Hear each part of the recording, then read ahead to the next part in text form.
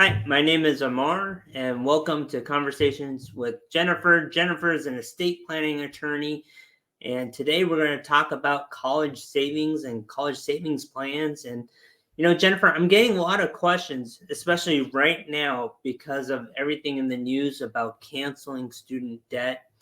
And my clients and prospective clients have these 529 plans that they've saved so much money into, and they're wondering what they can do. And, the reality is you can't do much. I mean, it's in a college savings plan. But I wanted to have a conversation, a little bit deeper dive into setting up alternatives via using trust and whatnot to have money set aside for college. But if your child doesn't go to a college or has some of their debt forgiven, how else can they best use that money? And so with that, I'll just hand it over to you. Okay, great. Thank you, Yeah. Amar.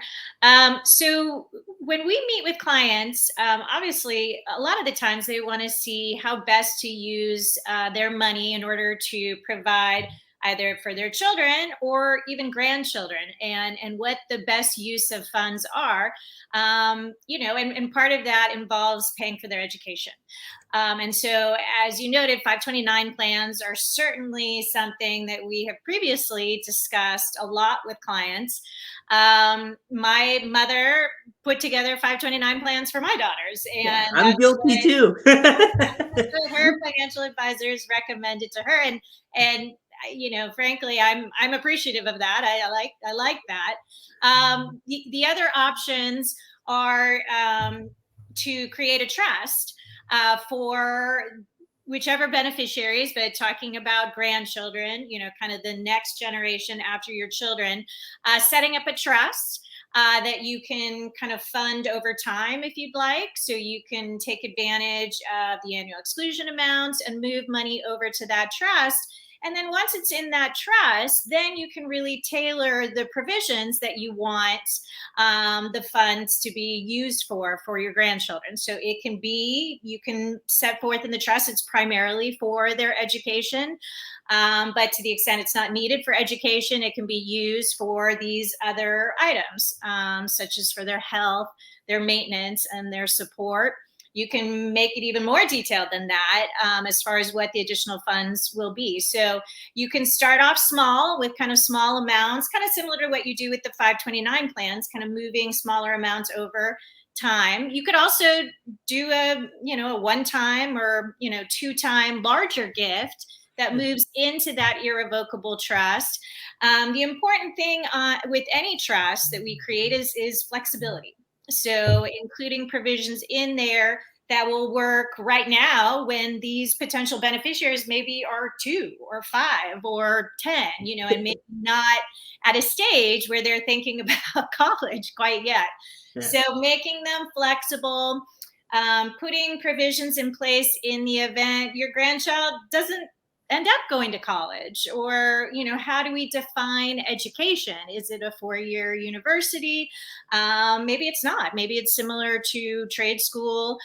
So how you define education, and then how you define what the funds can be used for above and beyond education, is really critical. But I like trust as well to be used to pay for a beneficiary's education. Yeah. I think that's a big part of the puzzle, because a lot of times when clients are faced with funding grandchildren's education, they're thinking UTMA or 529 plan and nothing else. And this is really just to jog the conversation that there are other options, right? Yeah. And if you're Yeah. in that. And it's funny, I have had clients come to me who set up um, custodianship accounts, Yeah. for either their children or their grandchildren. And over time, they've increased in value, which is amazing. But the whole idea with a CUTMA account or custodianship account is there's a certain time where that will belong to that child or grandchild or beneficiary. Yeah. And I meet with clients with so much frequency where they're 18 and they're like, but do I They're have like, to give them the no. money? I don't want to any longer. And those were very, very popular estate planning devices, 20 years ago, 15 years ago. These days, we don't really do them with too much frequency. It will obviously depend on the dollar amount that we're talking about, but we want to be really conservative about that. The dollar amount, because they will be getting it, at a certain age. And typically it's 18 or 21. If they inherit it, then it's age 25. But otherwise, we're looking at, essentially a newly minted adult receiving potentially, a lot of money. So if we're dealing with smaller amounts, I think the custodianship accounts will work well as well. And those can be used for anything. It's not just for education. Yeah. Yeah. And, oftentimes when we're meeting with these families that don't want the money to go to their newly minted adult children, those children are thinking cars and toys and stuff like that. And it's very difficult to kind of unwind that at all because it's irrevocable gift, just like it's an irrevocable gift to the trust. But in the trust, then you can have some more provisions, right? And you can amend some of those provisions, I'm assuming, later on down the road.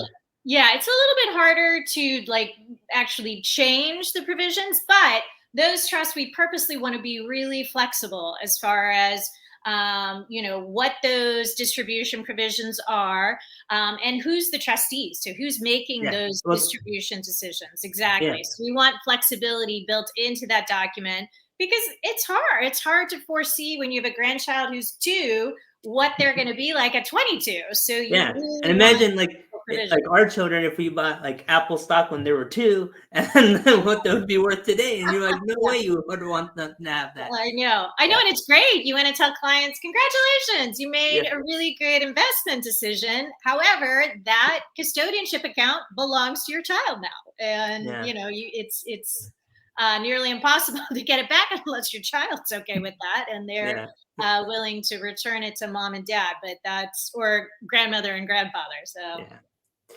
So for those of you looking for an alternative to 529 plans, UTMA accounts, and stuff like that, in terms of funding for the next generation, visit Jennifer or an attorney near you to kind of figure out how these different trusts can be part of your overall estate planning and bigger picture.